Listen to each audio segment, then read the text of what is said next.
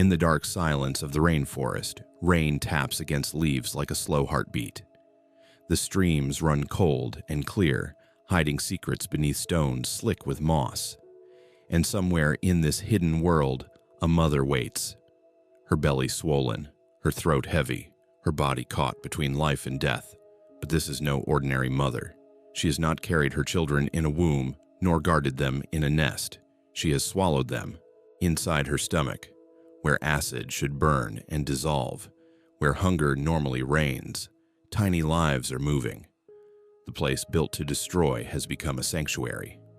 Eggs that should have been digested are instead protected, nurtured in a chamber of silence. Weeks pass, her lungs crushed by the weight inside, her own hunger gnawing, yet she endures. She breathes not with her chest, but with her skin, clinging to survival while the lives inside her grow. And then comes the moment. She lifts her head, her body convulses, her mouth opens wide. Not food leaving, not a meal returned, but life itself, pouring out in reverse. One by one, tiny froglets leap into the world, not born from a womb, but vomited from their mother's mouth. It sounds like a nightmare, or the plot of some forgotten horror tale. Yet it was real. For a brief flicker of time, in the rainforests of Australia, there existed a creature so strange it defied everything we thought we knew about reproduction. Scientists would call it Rheobatrachus, the Gastric-Brooding Frog. The rest of the world would know it by another name, the mother that gave birth through her stomach. It was the early 1970s when this strange tale began to unfold. Deep in the rainforests of Queensland, Australia, herpetologists walked along stony streams, searching for species long overlooked. The frog they found seemed ordinary at first. Small, brown, rounded snout, no brilliant colors to signal poison, no exotic calls to announce its presence. To the untrained eye, it was almost invisible, just another amphibian hiding beneath leaves and rocks. But when researchers collected a few females for study, they noticed something impossible. Their stomachs bulged, yet these frogs had not been feeding. Inside there were eggs, and later tiny tadpoles, alive, moving, developing. The stomach, normally a place of digestion, was now a womb. Scientists were stunned. How could the stomach, filled with hydrochloric acid strong enough to dissolve flesh, suddenly become a safe cradle? How could a frog's body switch off its own most destructive weapon to protect its young? The answer lay in the eggs themselves. They carried a chemical messenger, a compound known as prostaglandin that silenced acid production, neutralizing the deadly fluids. Where there should have been corrosion and death, there was now warmth and safety. The mother stopped eating. Her stomach, once an organ of hunger, became an organ of protection. As weeks passed, the transformation grew more extreme. The brood swelled within her, pressing against her lungs until she could no longer breathe as other frogs did. Instead, she relied on her skin, thin and wet, absorbing oxygen straight from the rainforest air and the cold stream water. She became a creature of sacrifice, a mother reshaped by evolution's strangest bargain, to carry life inside the very chamber built to destroy it. And then, when her young had grown strong enough when they no longer needed the dark womb of her stomach, they forced their way out, not through a birth canal, but back the way they had entered.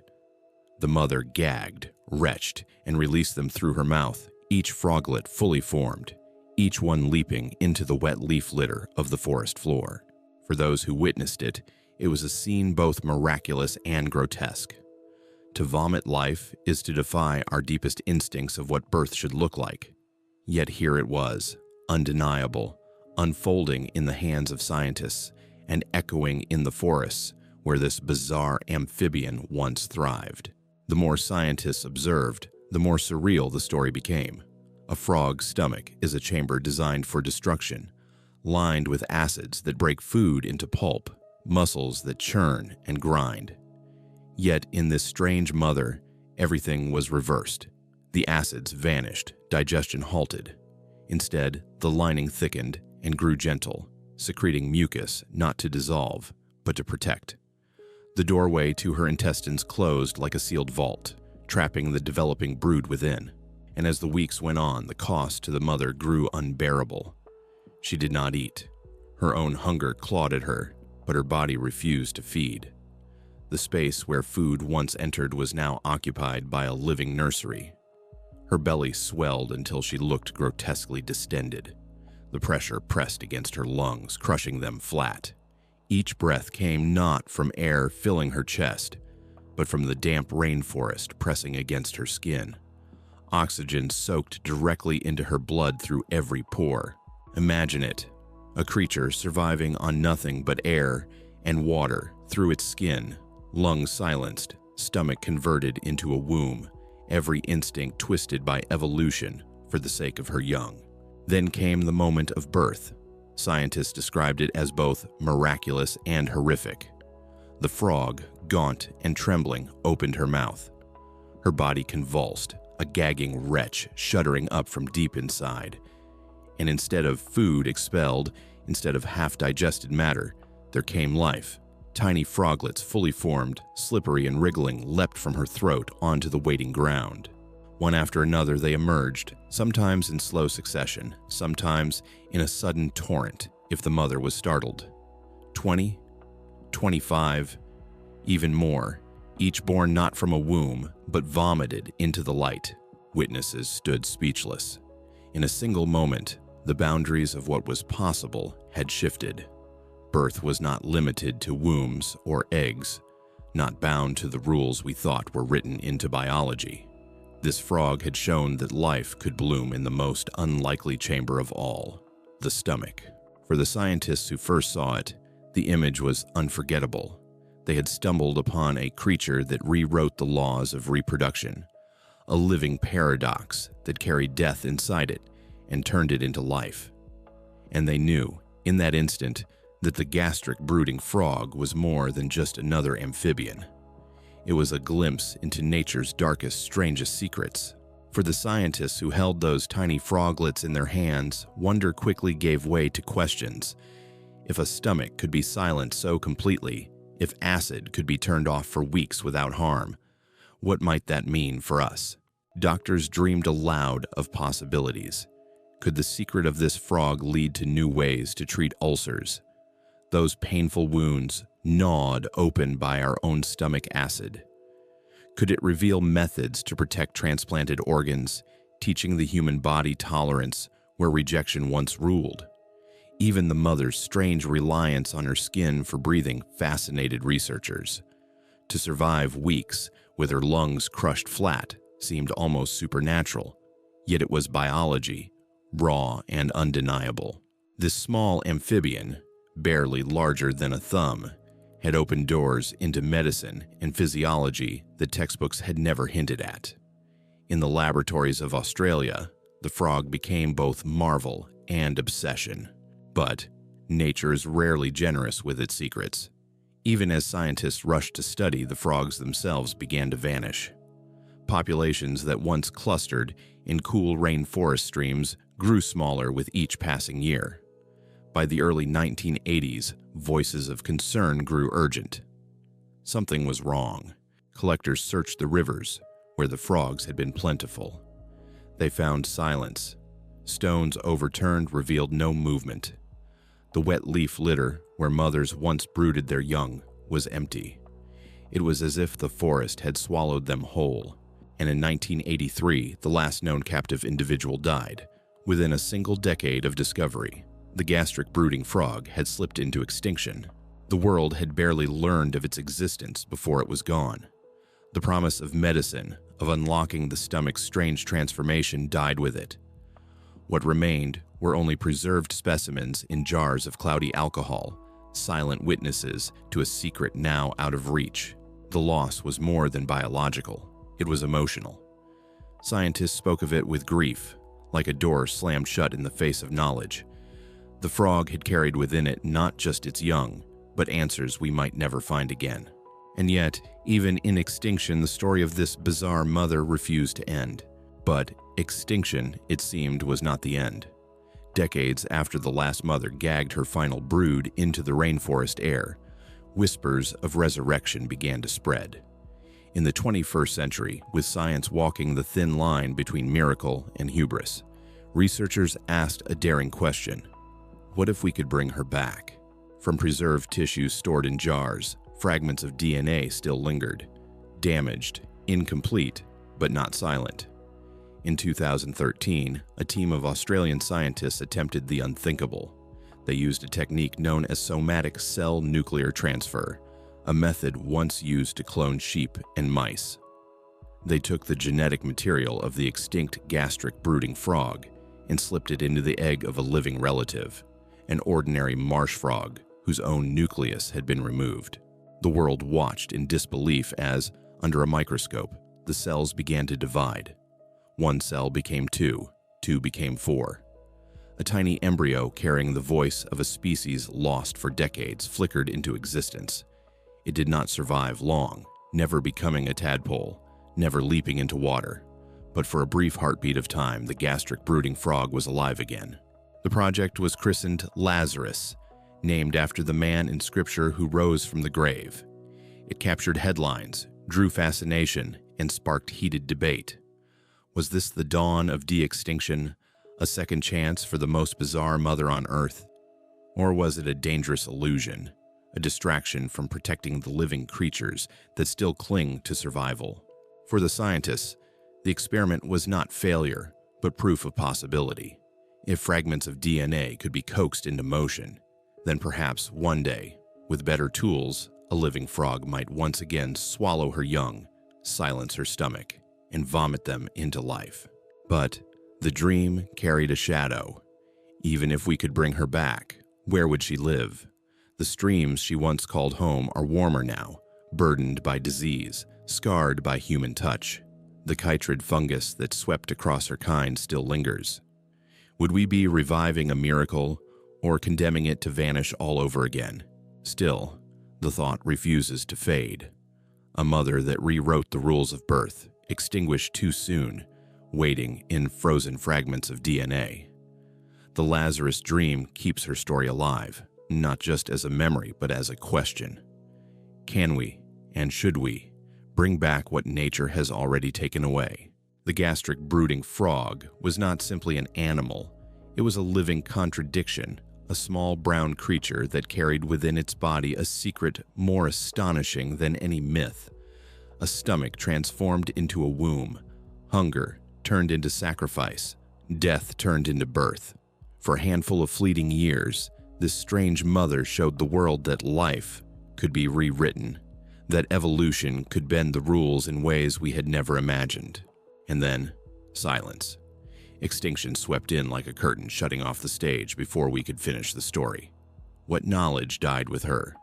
What cures? What breakthroughs? What lessons in survival? We may never know. All that remains are fragile fragments of DNA and the memories of those who witnessed her impossible gift. Today, her ghost lingers not only in laboratories, but in the rivers and forests that no longer carry her voice. It lingers in the debates of scientists who argue whether bringing her back is a triumph of human ingenuity or a dangerous obsession with playing God. It lingers in the quiet recognition that our planet is shedding wonders faster than we can count them. Perhaps the true lesson of the gastric-brooding frog is not resurrection but remembrance. That, in protecting the strange, the fragile, the seemingly insignificant, we are also protecting ideas, medicines, and miracles we cannot yet imagine, because once they vanish, they may never return. So let us remember her, not as a grotesque curiosity, not as a freak accident of biology, but as a symbol of how mysterious and fragile life really is. A mother who swallowed her children only to bring them into the light, a paradox lost to time. And as we look into the rainforests that still hold secrets of their own, we must ask, how many more miracles are we losing without ever knowing they existed? Because in the end, nature's strangest instincts are not horror stories. They are warnings, warnings of how little we truly understand and how much we have left to protect. When we speak of the gastric-brooding frog, We speak not only of an animal, but of a window into possibility. For thousands of years, humanity has looked to nature for answers. The wings of birds inspiring flight, the eyes of cats inspiring night vision, the resilience of plants shaping our medicine. And then, in a rainforest stream, a humble frog offered us something even stranger: the power to shut down the very organ that defines hunger, and to turn it into a sanctuary of life. For the scientists who held those tiny froglets, still glistening with moisture as they hopped from their mother's mouth, the memory never faded. They would recount it in papers and lectures, their words heavy with awe. One described it as the most astonishing form of parental care ever witnessed. Another admitted, in quieter tones, that watching a mother vomit her babies alive was both horrifying and beautiful. But beauty in nature often comes with fragility. As decades passed, the world of amphibians darkened. Across continents, frogs and salamanders began to vanish. The culprit, a microscopic fungus, spreading like an invisible plague, clogging their delicate skin, suffocating them slowly. Even as scientists scrambled to learn from the gastric-brooding frog, it was already disappearing, claimed by the same invisible killer. Think of the timing. In less than 15 years, we went from discovery to extinction. 15 years. A heartbeat in evolutionary time. If discovery is a door, extinction is the lock that slams it shut. And for this frog, the door closed just as it opened. Yet still, the idea of her refuses to die. The Lazarus Project proved that even extinction may not be absolute. DNA, once thought fragile and fleeting, can linger, whispering from the past. In the laboratory's glow, under the hum of incubators, fragments of Rheobatrachus sparked to life, a voice from a vanished species briefly singing again. The embryos failed, yes, but the fact they stirred at all suggests that the past is not entirely beyond our reach. But should we reach? This question lingers heavier than the science itself. To bring back a creature that vomited life, what would that mean for us? Would it be redemption, proof that we can undo our mistakes? Or would it be hubris, evidence that we are so unwilling to accept loss that we chase shadows instead of protecting the living? Perhaps the truth lies in between. The gastric-brooding frog is more than a candidate for resurrection. It is a reminder of how much we have already lost and how quickly we can lose more. The rainforest streams where she once brooded are still flowing, but they are warmer, more polluted, less forgiving. Even if she were to return, would she survive in a world reshaped by human hands? And so her story becomes a parable, a tale told in classrooms, documentaries, whispered in lectures late at night, a tale of a mother who broke the rules of biology, of a species that offered us secrets we were too slow to learn, and of a loss that may never be undone. Close your eyes and imagine her again, a small frog, brown and unremarkable, crouched under the dripping leaves of Queensland's rainforest. Her stomach swells, her lungs collapse, her skin drinks in oxygen. Weeks pass. She does not eat. She does not move. She only waits. And then, in a single violent convulsion, she gives birth through her mouth. Life reversed. Death inverted. Nature, writing in symbols we barely understand. This is the echo she leaves behind. An echo not of despair, but of urgency. Because the next strange miracle might already be here, hidden in a forest, in a desert, in a stream. And if we are careless, we will lose it, just as we lost her. The gastric-brooding frog is gone, but her lesson remains. Protect what seems ordinary. Protect what seems small. Because sometimes, inside the ordinary, nature hides its most extraordinary truths. When the last gastric-brooding frog died in captivity, the moment passed without headlines, without fanfare. There were no memorials in the rainforest, no monuments by the streams where she once brooded. Only silence remained. The silence of stones without movement, of water running over rocks with no small body clinging to them. For most of the world, it was just another frog. For the few who understood, it was the end of something unrepeatable. Imagine being one of the scientists who had held a living brood in your hands, tiny froglets leaping from a mother's throat, slippery and alive, each one proof that the impossible was possible. And then, within a decade, to watch it all vanish, to know that no matter how many nights you searched the streams with flashlights, the eyes reflecting back would never be hers again. One researcher later confessed, "It was like finding a miracle, then watching it dissolve between your fingers." That is the cruelty of extinction. It does not only take the animal, it takes the answers the animal carried, the knowledge folded into its body, the potential it might have gifted us. We often imagine extinction as something ancient, distant, belonging to dinosaurs and mammoths. But here was extinction unfolding in real time, modern, immediate, undeniable. One generation saw her alive, the next saw her gone.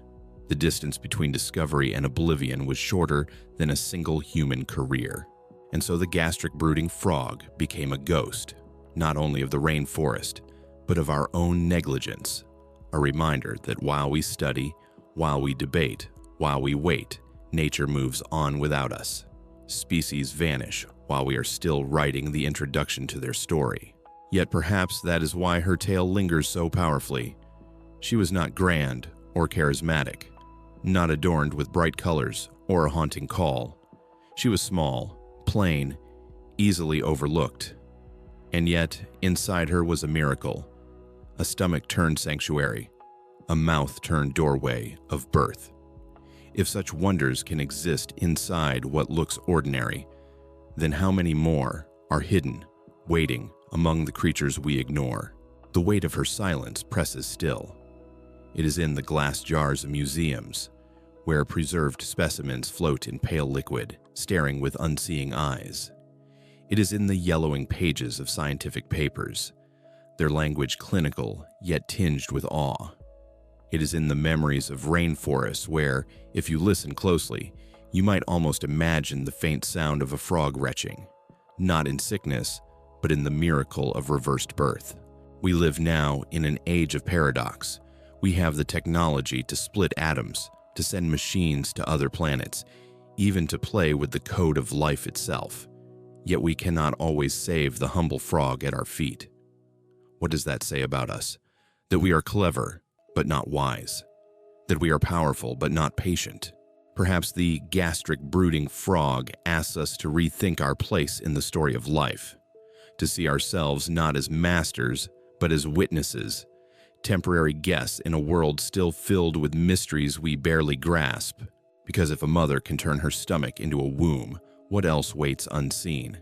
If life can bloom from a place of death, what other rules are waiting to be broken?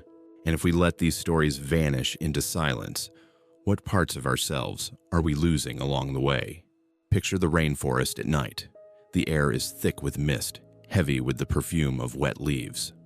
Water rushes over stones, a sound both eternal and indifferent. Beneath a low branch, pressed against the damp earth, a small brown frog crouches. Her belly is swollen, grotesquely distended. Her throat quivers with each shallow breath. She has not eaten in weeks. Her eyes shine with a dull glaze, her body frail and gaunt. And yet, inside her life stirs. The first convulsion is subtle, a ripple across her body, like the shudder of a drumskin. Then comes another deeper, rolling up from her bloated stomach toward her throat. Her mouth opens slightly. For a moment, there is nothing. Then a sound. A gag. Wet and strained, she retches again. Her body folds inward, trembling with the effort. From her throat, something pale glistens. Not vomit, not food. A tiny shape, twitching, pushing against the air. With a sudden heave, it slides free, slippery, shining, unmistakably alive. A froglet, no larger than a fingernail, lands in the leaf litter. Its legs kick. Its chest rises with its first breath.